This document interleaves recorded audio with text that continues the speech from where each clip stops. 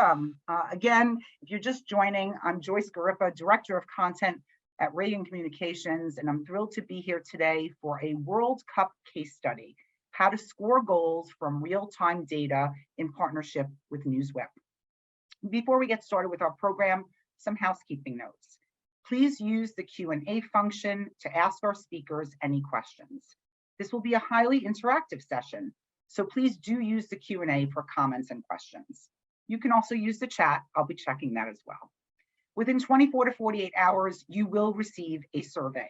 Once you have completed that survey, you will have access to all of the slides and bonus materials from today's session within 3 to 5 business days. So please do be on the lookout for that survey, and I will remind you again later.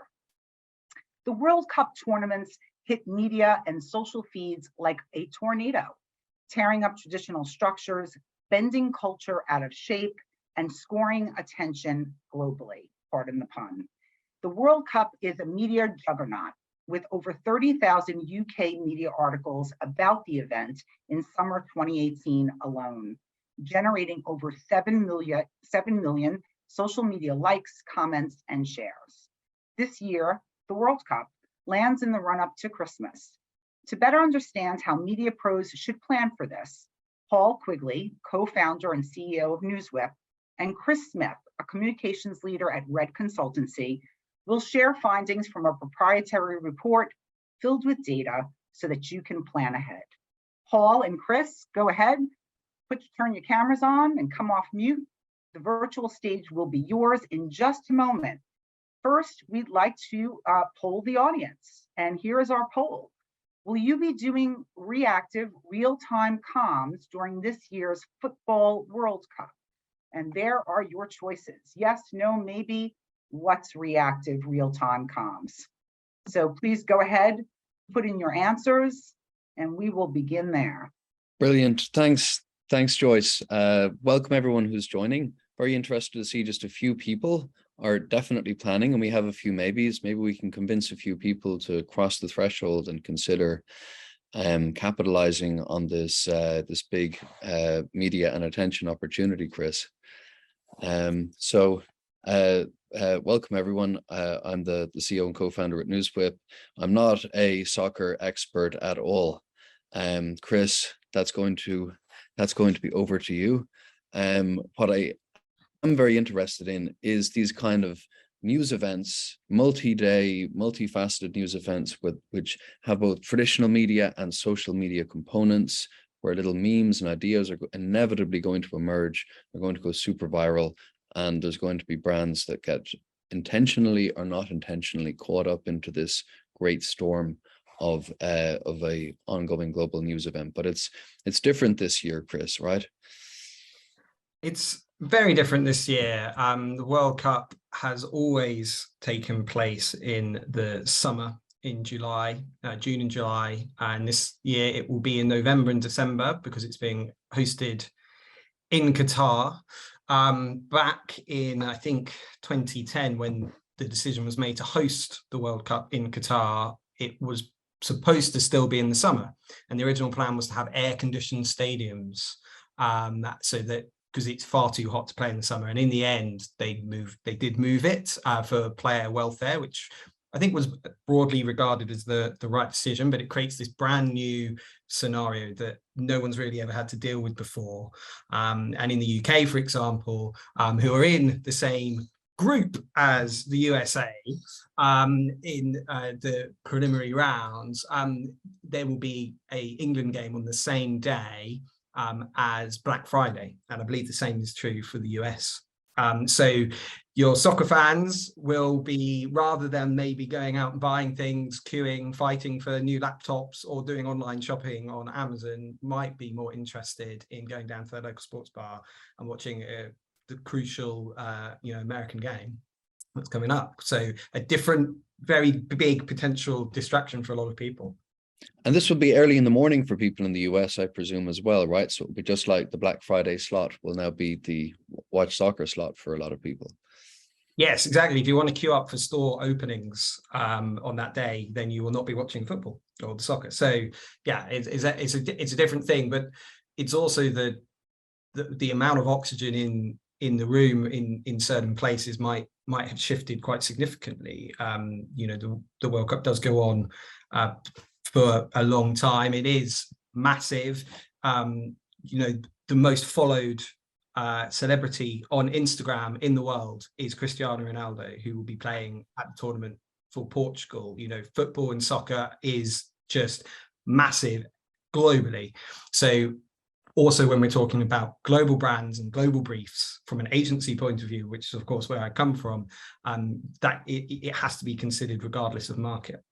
Well, Chris, we've got, you know, for many years you've been excellent at using the data and tools that we provide at NewsWhip and asking them very clever questions that can help you kind of see into the future and see around corners. And based on some of that work, you produced in conjunction with us, but Red Consultancy with you as the lead author, you produced a kind of guide to 5 ways the World Cup will eat up Christmas that comes with some recommendations for comms planning and context to help find you a route to scoring a goal. So can you tell us a bit about the report and the key findings? Yeah, absolutely. So we wanted to try to get ahead, I guess, of what's going to be coming up. And when we come to comms planning, whether that's PR forward planning or social media content creation for Q4 this year for our clients. We have clients at Red Consultancy who are official sponsors, for example, McDonald's. But we also have lots of clients who aren't, and trying to understand the challenges that might exist for comms planning or for social media or paid activations for content is something we know that all of our clients are interested in. Now, you can't predict the future, right? That you can't actually predict the future, but you can start to make some very informed guesses about the sorts of things that might happen. And that's sort of how we tried to approach it. So we looked at the pattern, the media patterns across the previous World Cup and also the European Championships in what were 2021, but were supposed to be in 2020, as the last 2 big international soccer tournaments that affected the UK, to try and understand some of the patterns that existed, where there might be lulls, where are the peaks, where is it hardest to get media attention, what sort of stories cross out of the sports pages into other places and start impacting on the amount of room or oxygen that, you know, journalists and media titles have. And we were able to, through doing that analysis and cross-referencing it with all sorts of other various proof points, 5 different types of thematic story that generate attention and interest and social sharing and journalist interest that are not sport specific. So to be clear, of course, people will write about football game results and reports and this player was good, weren't they? And that, of course, will happen. But we wanted to look at where a big event like the World Cup starts impacting the front of newspapers and starts impacting the lifestyle sections of websites.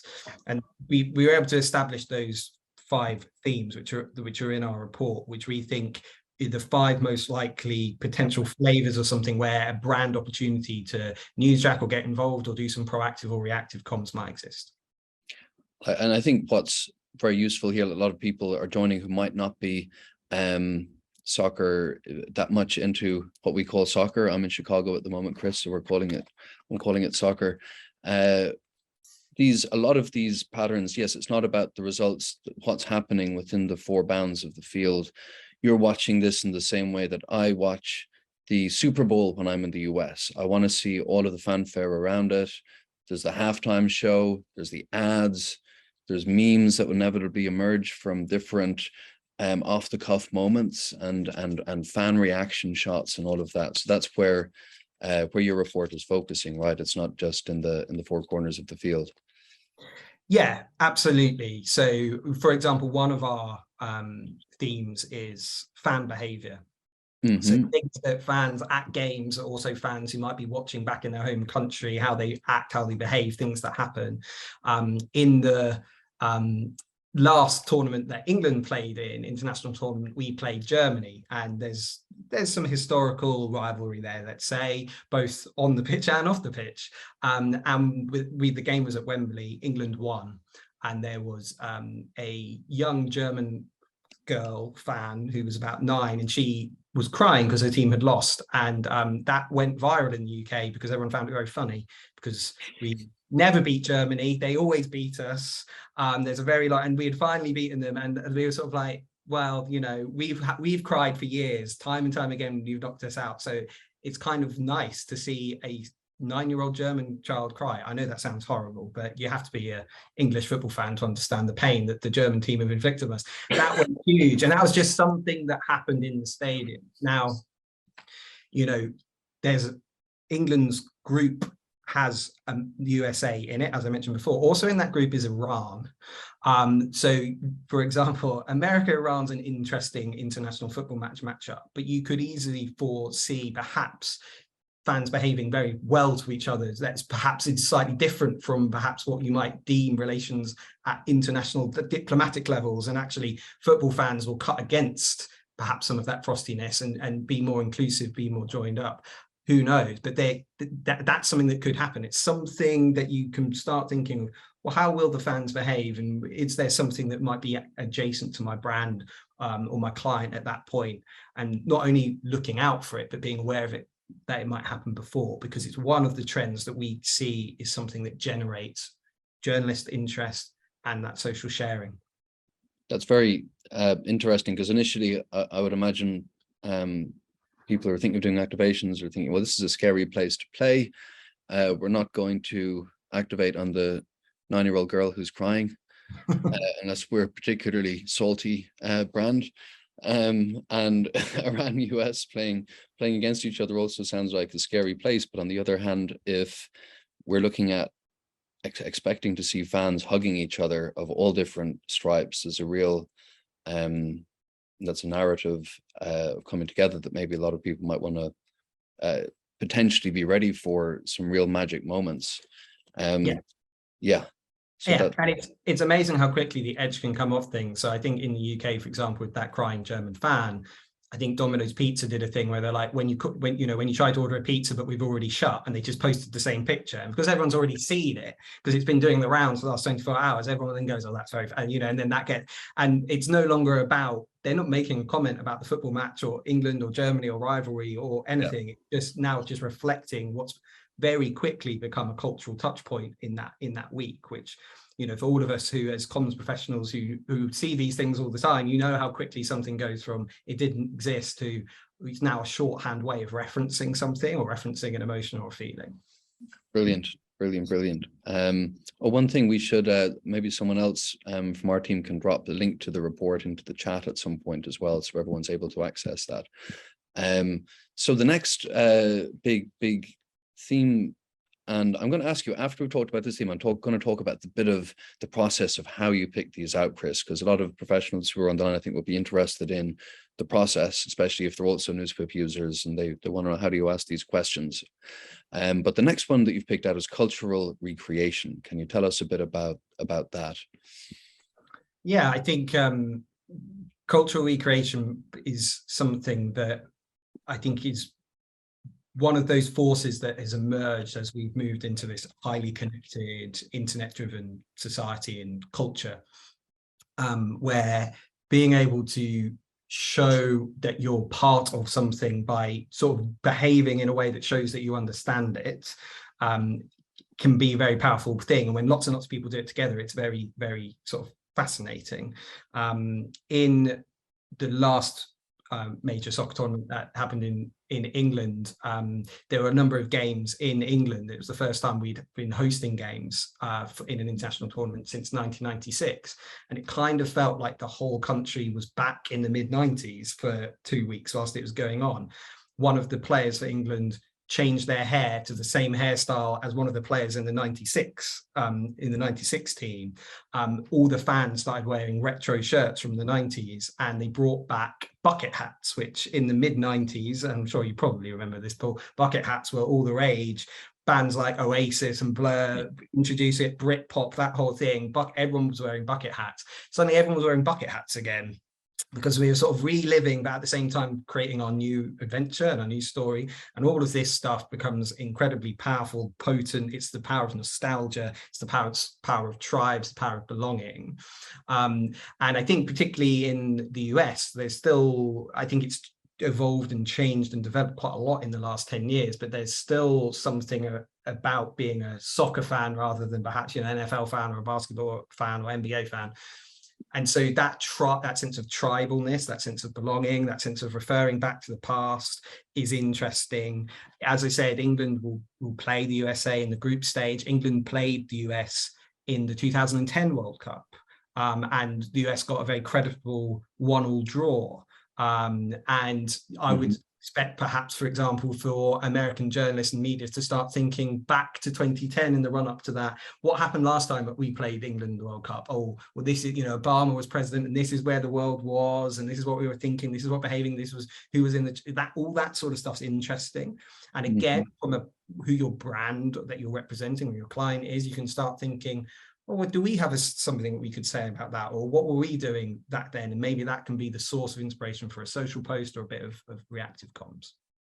And do you think it is like the 90s had a really visual, distinct style? Do you think there'll be other touch points for cultural creation? Going back to 2010, we've got, yes, UK or England and US playing again. Are there really any other touch points to look out for, you think? Well, obviously the US hosted the World Cup in 1994. And that was sort of, soccer mad sort of moment, and a bit of a relaunch of MLS, which has gone from strength to strength since. I think, that could be another thing, particularly perhaps say if the USA get out of the group and into the knockout stages, which is certainly possible. They have a good team, but also they're in a very generous, Chris. That's very generous. They're in a group with England, Iran, and Wales. So I think that they could get out of that group, and then if they're into the knockout stages, who knows? That's when you can really start to get that hype train building. I mean, it could just be they win their first game, and then then the hype train begins. And so then you start. When was the last time the hype train for at least the men's football team in America felt like this? That would be 1994. What do we remember from that? What's changed? What's different? Probably you can immediately start to be, well, we understand football or soccer a lot more now than we did then, and here's what we changed, and these are our new superstars, but these are the ones from before, and so on and so forth. So I think that's another key reference point, without a doubt. Great. And with cultural recreation goes beyond looking back in time. There's imitation of things that are seen. Like you mentioned in the report, these are things I was completely unaware of. Hipster loving with Nigeria shirts and mania for waistcoats based on the England manager. Did these manifest in ways that people using monitoring, like someone logging into Spike, will they detect that? Will there be references, discussion on Reddit? Will there be articles created about these phenomena quickly, would you expect? Yeah, I think so. I think especially when someone gets hold of a narrative. So in the 2018 World Cup, England had a good tournament for the first time in a really long time, and we had a new manager, Gareth Southgate, and in all of the first 3-4 games he was wearing his waistcoat, which is part of a sponsorship, as all these things are. But what inevitably happened is that sales of waistcoats started going up very, very quickly and dramatically. And someone got hold of that sales data at, say, I think it was Marks and Spencer's, released it to the media because it's a nice story for them, but then suddenly everyone's talking about how people are buying waistcoats, which makes people want to buy more waistcoats, and then suddenly it's now a thing. And with something like Spike being able to by NewsWhip, being able to see predicted interactions, you can get ahead of, you can steal a march from the competition. So you can see this story about waistcoats is actually generating a lot of sharing very quickly. In 24 hours or 48 hours time, it's going to be a huge story. And that's when you can then get in fast, because sometimes with something like that, you do need to be quick. So for example, if you're a rival retailer, say Next in the UK, and you can go very quickly, go get your waistcoat data and add into and join that story. But if you do it a week later, it's too late. And if another 3 brands or retailers have got in before you, the chances of it being interesting to media will now no longer be there. So being quick is sometimes a really important part, and that predictive analytics is a big part of how you can make sure you are fastest. Yeah, and what we found then internally is the predictive analytics can be helpful for convincing other stakeholders to take action, because, you know, there's always people who might be concerned about different ways a story could be perceived. And, oh, does it look bad if we're nearly selling out of waistcoats, like we have a supply chain issue or something? But you show, look, this is a big meme, really interesting story. We've got an opportunity to ride this, and the data can often be really helpful for bringing stakeholders around.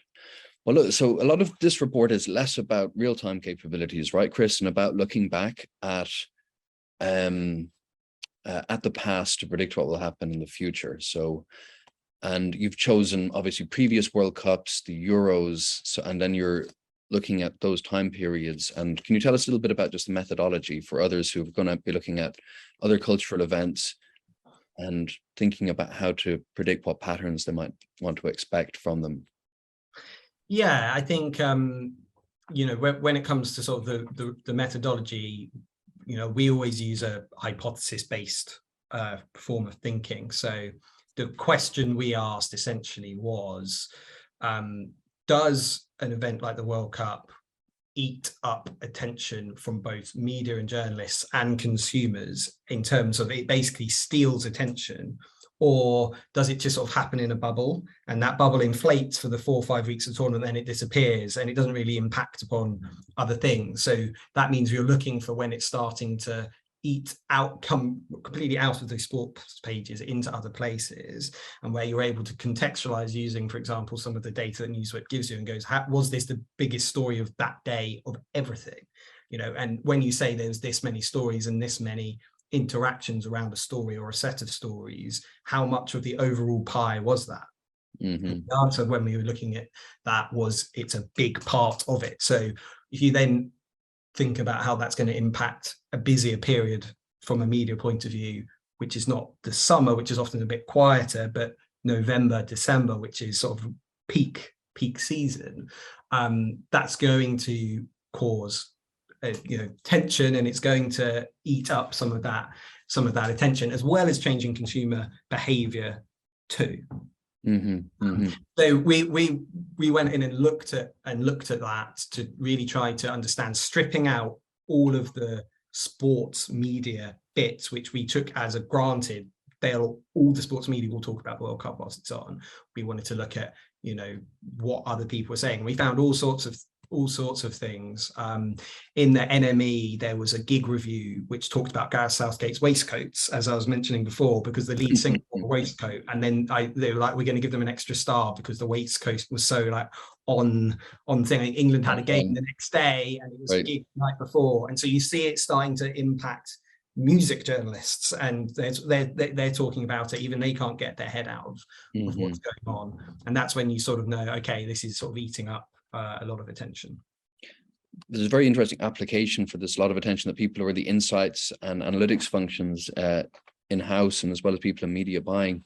We know that some of the brands who work for us will kind of pause some buying and some of their like dynamic ad spend during real suck all of the air out of the room moments. Like if you're even an auto manufacturer, and Elon has just put his bid on Twitter, or remember that was the biggest story in the world, it might be like, okay, we're going to peace out for a while. So I like the way you're thinking about, there's a full pie of human attention, of like engagement going on. So we want to look at that full pie, and sometimes we want to jump into something because it's big, but sometimes there's clearly no oxygen left for anything else.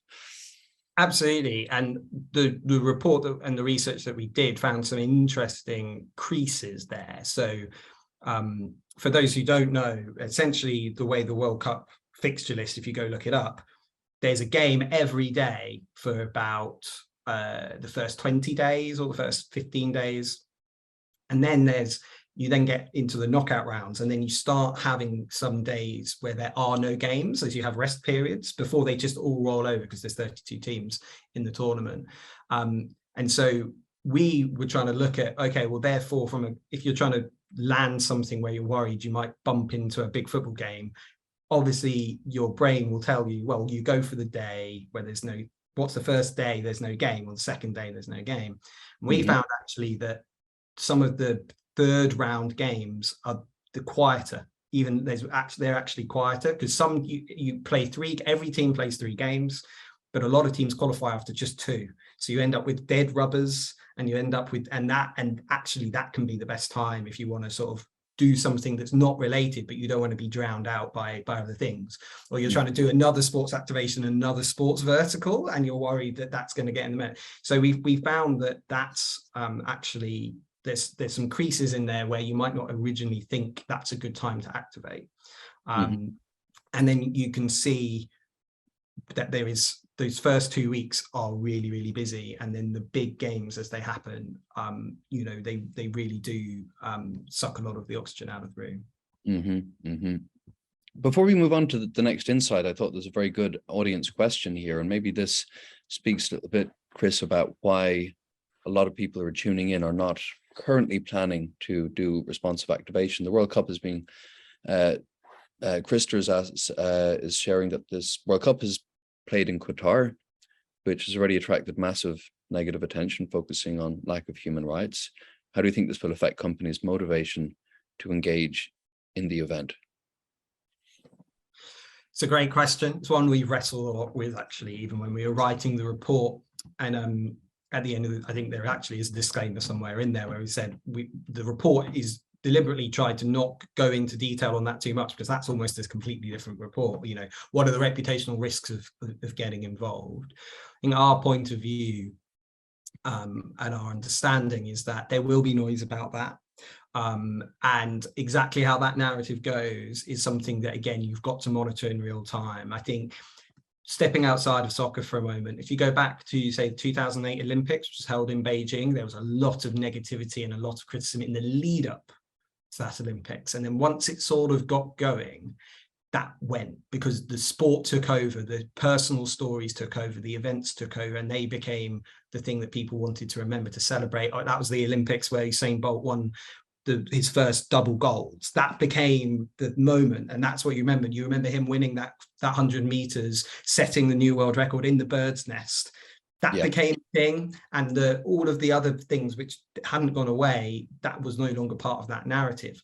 Afterwards, people talked about sports washing, and there was still negativity. But in that moment, during the events, it took a step back, and we think that's probably what will happen in Qatar. But of course, it does depend if there's a moment that changes that narrative, you know, whether it is protests, empty stadiums, someone in the Qatari government saying something controversial on the eve of the tournament or something like that. Obviously, that changes everything. That's what we think will happen. There are still massive brands like McDonald's, Heineken, who are sponsors of this, and you know, they're saying we're sponsoring the FIFA World Cup that happens to be in Qatar. The sponsors and brands haven't chosen where it is or been involved with any of that. I think FIFA is almost trying to use itself as a lightning rod to say, we'll take that, much like the IOC has at points said, we'll take the flak to protect essentially their customers, their sponsors. So yeah, it's one that certainly needs to be thought about, but I think once you get into the tournament, it will take a backseat. No, I that's really interesting perspective, because people could be afraid to engage because of this negativity in the run-up, but then the sports will take over, and the fan moments will all take over. What we've found as well, when it's unclear if there is a negative story during the World Cup, it can be unclear if it's going to break out into mainstream, or if it's, you know, kind of storm in a Twitter teacup, so to speak. Not to talk lightly about the human rights implications, but when there are stories and negative things that happen or that emerge, we found people tend to focus on, well, is it breaking into mainstream media, and how much public interest is it getting, and can use Spike to kind of figure out if something is going to be a big deal or not. But it's an interesting X factor, right? There's a kind of wild card in this that could come out. Yeah, absolutely. And yeah, I think what we're telling some of our clients is, you know, if you are worried about, look at how the sponsors are behaving, because you can bet your bottom dollar that these big multinational companies who are paying hundreds of millions of dollars to sponsor the event also have teams of many people constantly who have all sorts of plans for all sorts of scenarios, who have thought about this very carefully, because this has been a known event for a decade, you know, that this event would be happening in Qatar this year. So there's a lot of operational forethought, planning and resilience baked in at those brands at that level. So if you suddenly see Coca-Cola, Heineken, Nike and so on all shutting down and stopping talking, then that probably means that you should do the same. However, I think it's probably unlikely to happen. Very good. So, Chris, the next kind of big pattern that you picked out is business impact. So there was a lot of memes and different events. So tell us a little bit about business impact and what you saw here. Yeah, so the last World Cup, there was a bit of controversy around Coca-Cola and their bottles being displayed at the press conferences and players removing them. And the same with Heineken, players who don't drink not wanting to do an interview in front of a bottle of Heineken. They'll stand in front of a board with the logo on, as you know, is a standard sports sponsorship activation, but the actual product right in front of them, some of them decided they didn't want to do that and just moved it. And at that time, I think it was estimated that wiped $4 billion off Coca-Cola's share price when Cristiano Ronaldo, the most famous player in the world, did that. Yeah. So for people from the US who maybe weren't paying attention to this at this time, he sat down at the table for the post-match interview, if I remember correctly. He kind of rolled his eyes at the Coke that was sitting in front of him and took it off the table, and the stock price did drop by 4 billion. That's an incredible real-time event. And there was something similar involving Heineken, was there? Yes, with Paul Pogba, who doesn't drink, who again was a top player with a huge sort of social media following. So yeah, just a very impactful moment. But you can get all sorts of other smaller pieces. I've talked a little bit about the waistcoats. That's like a tiny example of that business impact. But you also get things, for example, in the UK, lots of people go to pubs and go out to buy things, and to go out with their friends, and so pubs start reporting their trade numbers by the day rather than monthly, because they want to show how well they're doing in that period. You also get all sorts of promotional sales. I remember back in the 2010 World Cup, my housemate at the time bought a new TV because the local nearby shop, the equivalent of Best Buy, had a sale, which was the TV was say $1,000, but for every goal England scored in the World Cup, they'd give you $10 back. So you at the start of the tournament would go and buy the TV, and then you'd support England even harder, because every time they scored you were getting $10 back from Best Buy to get your thing. So that's sort of a really innovative way. Now, what that should have told you, and I didn't really think of at the time, was that means that England are obviously not very good and not going to score many goals, and that is exactly what happened. Because they're not stupid, they know what they're doing. So, but they sort of almost prey on your optimism and belief that England might be good to do that, and that's really sort of interesting. So there's business opportunities and things like that, but interesting stories to tell that are both positive or potentially negative. But it is big business, football, and it's in the UK. I think there's I think 7 Premier League clubs are now owned by US businessmen, for example. It's becoming bigger and bigger, Chelsea being the most recent one, and there's another one, I think, in the pipework. So it's also that global story of business, because it is the world's most popular sport, and what the change that it can drive for brands, whether it's in a local market or globally, can be massive. Well, that's one of the interesting characteristics that the World Cup is very global. We were interested in kind of narrowing down to kind of the UK and the US and comparing it with another event where a lot of brands feel very comfortable, particularly in the US, in terms of activation, which is the Super Bowl. So we just ran a little comparison on our research team comparing 2018 World Cup over its period with the 2022 Super Bowl in terms of media created and engagement on that media. So here's a question I'd ask the audience. We're not going to do a poll on this, but I wanted everyone to see what they would expect. Which event is bigger in terms of just public engagement on content about it, the World Cup or the Super Bowl? And Chris, what do you think? Which one would you expect to be bigger? Well, I know the answer, so I'm cheating, really, aren't I? But I think the thing about the World Cup is that it's that global reach.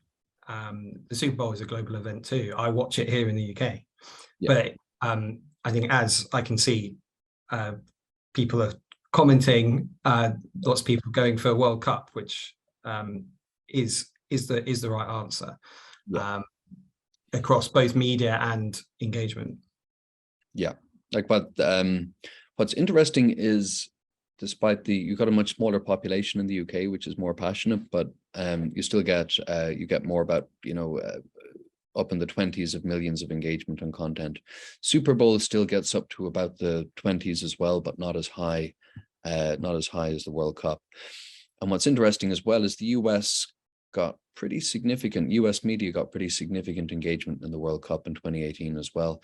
5.5 million engagements out of about 25 million total. Meanwhile, the Super Bowl, it's very much a US event. You've got 23 million engagements total, and 19 million of those happening in the US. So it's it's obviously a very different color of event in terms of the kind of the global reach. So with the next insight that you picked out, Chris, I think we've kind of already touched a bit on the nostalgia fix, right? Because we've yes. Was there anything else on fan behavior? We saw that reaction shot. Am I mixing things up with the Japanese football team? Can you remind us about that? Yeah, so that one is, we struggled with the name for our last trend. So at one point we called it Curio, which we thought was a bit too high and mighty, so we just ended up calling it Offbeat Vibes. But this is sort of where things happen that feel very hard to predict, but when they happen, sort of change, that drive real cut through. And in the last World Cup, the biggest one was the Japanese men's football team were knocked out. They lost, and when it was being hosted, abroad, and when they left the stadium, the cleaners went in to clean the changing rooms after them, and they were absolutely spotless. And there was a note from the Japanese team in both Russian and Japanese saying, "Thank you so much for hosting us." And they had tidied everything, mopped it all up, including the mud, the studs, everything. And that was a picture was taken of that and put online, and it just went absolutely everywhere. And it was the biggest story in terms of media engagement at the last World Cup globally, because it sort of, like all good media stories, it tells you something you already sort of knew, without trying to get into cultural stereotypes, which, we must avoid, but that sort of very polite sort of, and it's like, oh yeah, that makes sense, but that's such a nice thing to do, and I didn't expect that. Then, and then someone also shared pictures of other teams' dressing rooms, which were not quite tidy, and then you sort of, people then start going, oh, that's so interesting. So that was a massive story, and it's sort of just something that's a little bit offbeat, a little bit different. But when you have all these different cultures and people coming together in this big event and the spotlight on you, small moments can become big news. The other another sort of good example that we found was in that tournament of someone who was a fan who was deaf and blind. I think they were, I can't remember the country, it might have been Colombia, somewhere in South America. And so they were a massive football fan, but obviously they can't listen to it and they can't watch it. And someone took a video in a bar, and they were sat with their friend, and they basically had a sort of fake football pitch with fake sort of implements to represent players and the ball in front of him, and his friend had his hands over his hands and he was moving his hands around the pitch so he could then visualize what was happening, where the ball was. And then if when Colombia scored a goal, the whole bar goes up, and he knows that he knows where the goal's come from because his hands are on the edge of the area. So he's like, oh, that's a screamer from the edge of the area into the top hand corner, and so he can celebrate and be part of the moment. And that clip of someone doing that went absolutely everywhere, because obviously that's just an amazing sort of insight and story of how that one fan was living their tournament with the help of their friend. And wow. It's offbeat and unpredictable, but very, very powerful. And again, it's, you know, it's the power of football, that community, that and the fact that went, you know, started somewhere abroad, but became the biggest story of the day in the UK, even though it's happened the other side of the world. It's not even happening where the tournament's happening. The tournament was in Russia, the clip was from South America. And that just shows you again that global power of course, how things share and move, but also journalists see things that are resonating in other markets. They write a thing about it. It starts getting engagement in that market, and then other journalists copy, and suddenly you have a massive global story. It's really what like, for, you know, when we sit back and look at the common themes here of human connection, people helping each other, people doing good things, there's a huge positivity. And now we say the World Cup is coming right into, bang into, or to eat Christmas, which is also a huge time of human connection and nostalgia, and a lot of the exact same trends that you've identified in the most engaged with content and narratives about the World Cup, which is really interesting. I'm just going to share my screen. We were looking a bit at the most engaged with on our side Christmas ads from last year, because that's often a kind of you could say kind of a cultural touch point that a lot of people will connect on. Biggest one last year in terms of social engagement was Holiday Ride by Chevrolet, which is about a widower and his daughter bonding over the car that mom used to drive. It's 4 minutes long, very high production quality values, and you know the car is the vessel through which they're remembering the departed wife and mother, and it's really beautifully shot and very moving, like a true little movie. And the other huge one, this is the biggest one in the UK, which wasn't actually a UK brand, this was but it got a lot of shares and engagement and coverage in the UK media, was the Norwegian Postal Service's kind of When Harry Met Santa. Did you see this, Chris? It's we do a recap of the most talked about ads internally, and this was on our list even though it never aired in the UK. So I think UK media will pick up these memes. They're using NewsWhip Spike as well. They see the memes, they pick it up. And this was also, though, you know, this was a very touching, well-produced story of, you know, loneliness and connection, and people are reaching out to each other. So once again, you know, I think everyone's what would you call it, levels of cynicism are going to be dropping a lot when you've got the combined emotion of a World Cup and the kind of stories that come with that, and Christmas. It's going to be a good time for not being very cynical. Absolutely. I think, yeah, absolutely. I think it has the potential, and this is where it gets really interesting, but really hard to predict. But it, you know, with the overlap of these two events, you know, Christmas is a time for coming together, family, global connection, all of that. Santa goes around the whole world, right? And all of that. But also football as well. You could end up with a very powerful sort of cultural force in those 4-6 weeks of, you know, those real feel-good factors, feel-good stories, things that make us feel, you know, part of a global community or a big part of the community, about connection, as you're saying, Paul.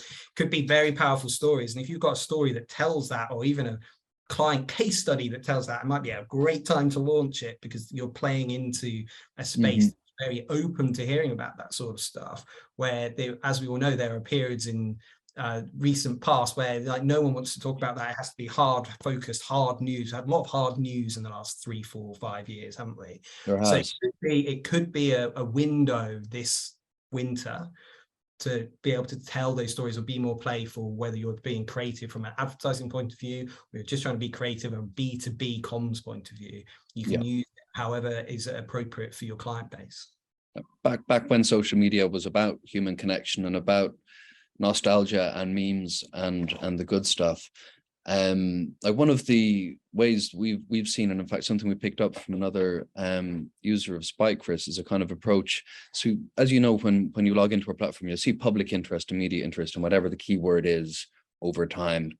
And this is the last 24 hours of articles about the Queen's funeral, and you can see just the transition there over huge day in media yesterday. But how do you, sometimes there's different kind of opportunities, and there's a kind of quadrant way of thinking about this. Curious to get your take as well on this, Chris. There's stories and events that are low public interest and low media interest that maybe a company puts out, like their earnings report.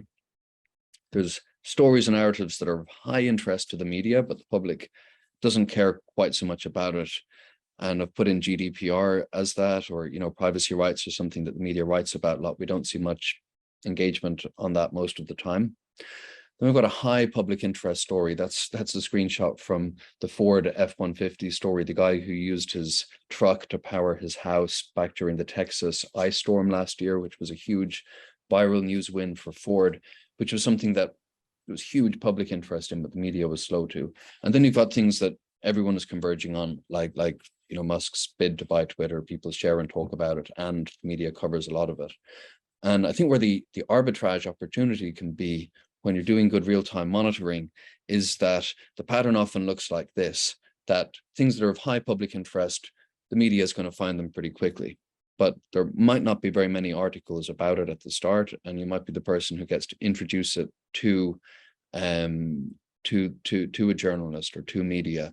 So when you see something spiking and you see something that's a meme, even if it involves your brand directly or one of your clients directly, being able to bring it to the media and help turbocharge that period of both media and social media interest. And inevitably media will keep writing about the thing, even as it dips down into less public interest territory, because it was big yesterday and maybe there's a day two story. But this is a kind of framework that I know some of at least one team in the US uses when they're looking at public and media interest. What do you think, Chris? Does it ring true? Yeah, I think it absolutely does. I think, news cycles are interesting things. I think one of the most useful things that you can do in NewsWhip is just actually see a news cycle. So because you can see where the engagement is in real time, and if you see that line being flat for the last 12 hours, you can think this story's not being talked about anymore. It's not being shared anymore. It's kind of over. The news cycle of this story is dead. And that sometimes can happen after 6 hours for a story, or it can happen after 6 days. It can still be going. And like you said, you might have one media piece that breaks it, and then it might take a day or two for everyone else to cotton on. And that's your opportunity space there, because other journalists are starting to notice, or everyone's talking about that, or that story in that one media article about this particular story is doing very well. Like you say, so many of the media titles have access to the same data you have using NewsWhip. So they're seeing that and they're thinking, well, we need to write a story about that then. Well, if they're going to be writing it, that's the time you need to be doing your proactive or your reactive comms and trying to add something to the story, because they don't want to just rehash exactly the same story. They want a new data point, a new stat, a new insight, a new point of view, a new comment, whatever it might be. So their story is their story that's building on this popular story. That's where the space is from a PR perspective, but you've got to get in at the right time.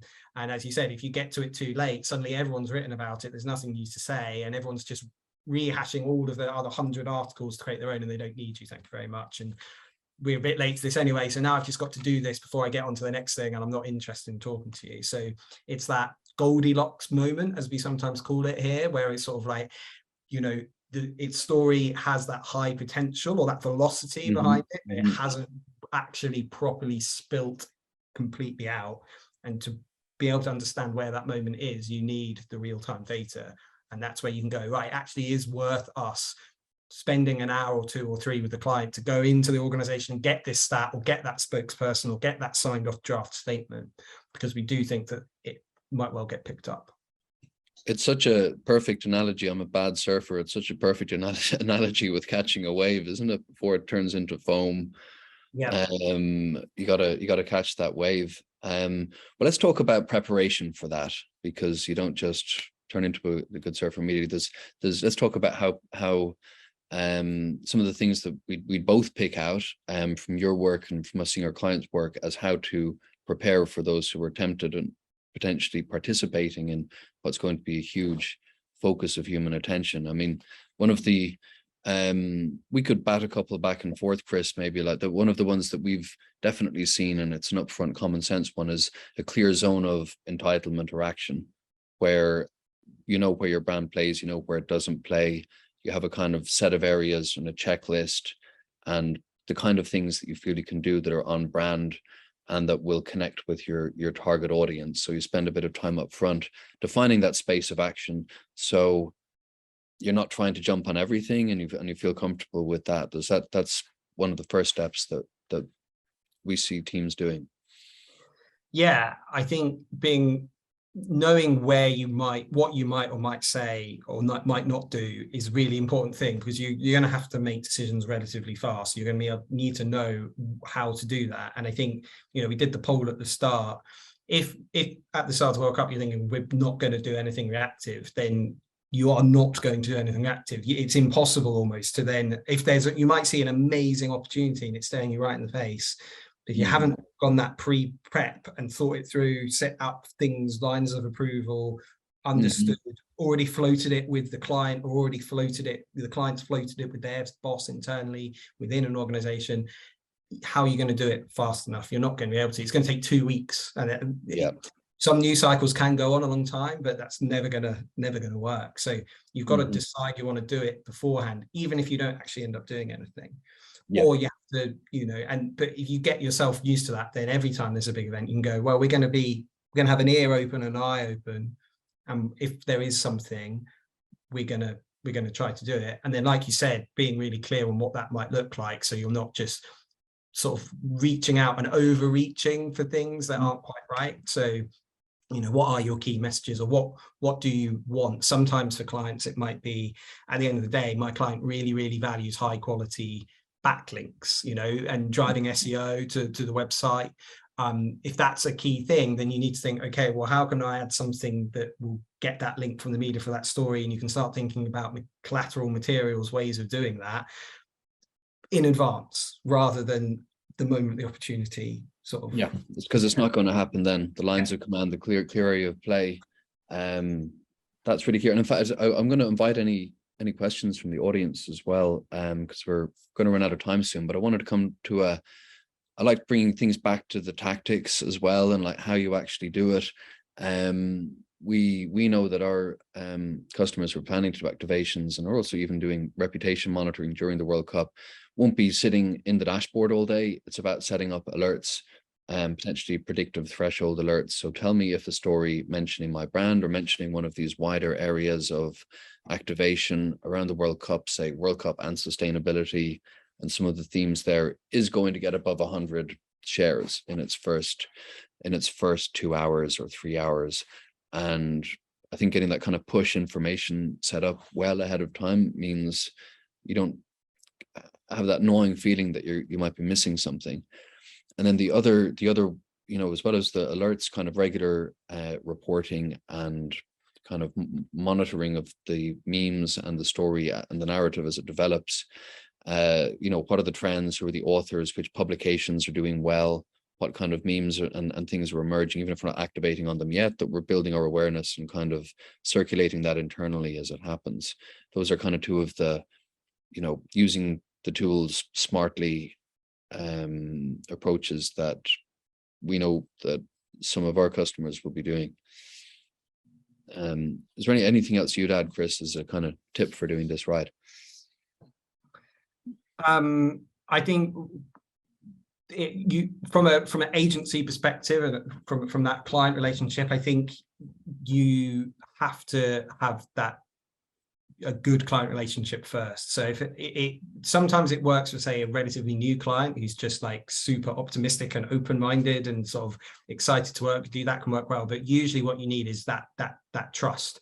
And if you've got trust with clients, which of course, you know, is the number one thing most agencies are trying to do, is to build that, then, you know, pushing your client in something ahead of something. Let's just think about this. We think that there's an opportunity. If you can see, looking at what sort of stories might come out by looking at, say, the report that we've done, you can say, well, there could be, I could see potential where we might have something to say or a message to add or content that we could create off the back of it. And you have that trusted client relationship for that client.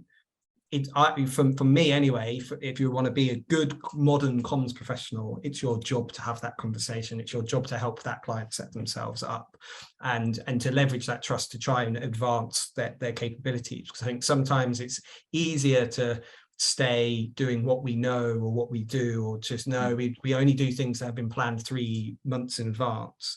But that's not always how the world works anymore. So and even if you have that conversation with the client and it doesn't go anywhere this time, well, maybe for the Super Bowl next year in January, February, you have that conversation and then you get that away, or then, you know, other things as they happen. And what we've seen as well, you know, using data and numbers to show what can be accomplished, you know, to show, say, early in COVID, what Audible was able to do with just a simple free offer, getting 700,000 shares, or what Brewdog did as well. We're going to make hand sanitizer, huge engagement, then a tiny backlash that was maybe 5% the size when there was a problem with the hand sanitizer, but still the you know, committing to doing these things and doing it quickly when the wave is in the Goldilocks moment, as you call it, is massive upside. Joyce, welcome back. We're So I'm blown away here because I just learned so much in this last 45 or so minutes about the World Cup. And so I thank you both for being here with us today. I did want to mention, Chris, before we got on the line and went live, you did mention in the run up to Christmas, Black Friday and Cyber Monday and sales and all of that. And when you were talking about cultural recreation, I was thinking to myself, I was thinking about the waistcoats, and I was thinking, well, now that's a trend, right? That's something that people want to jump on immediately, especially in the run up to Christmas. So that very valid point there. There was one last question in the Q&A for the two of you. Who do you think will win? England. Paul? I have no idea. I'll be cheering for Croatia, though. My wife is Croatian, so that's what I'll be cheering for. I hope they win. All right. Well, Paul and Chris, again, thank you so much for being with us today, and our audience too. I said I would remind you, within 24 to 48 hours, you will receive a survey. Once you have completed that survey, you will have access to the recording, the bonus takeaways, and the report that was already put in the chat. On behalf of Ragan Communications and NewsWhip, thank you for being with us today, and we'll see you all again soon.